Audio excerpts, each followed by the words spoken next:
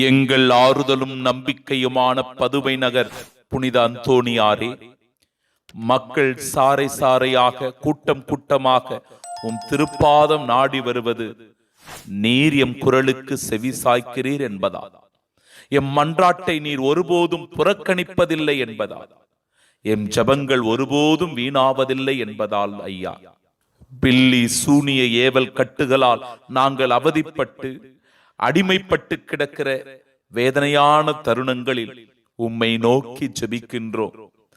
இந்த தீமை பொல்லாப்புகளிலிருந்து எங்களுக்கு விடுதலையை பெற்றுத்தாரும்.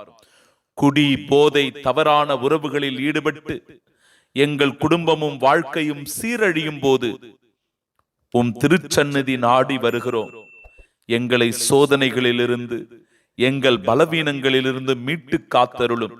இறைமகன் இயேசுவிடம் எங்களுக்காக வேண்டிக் கொள்ளும். ஆமென்.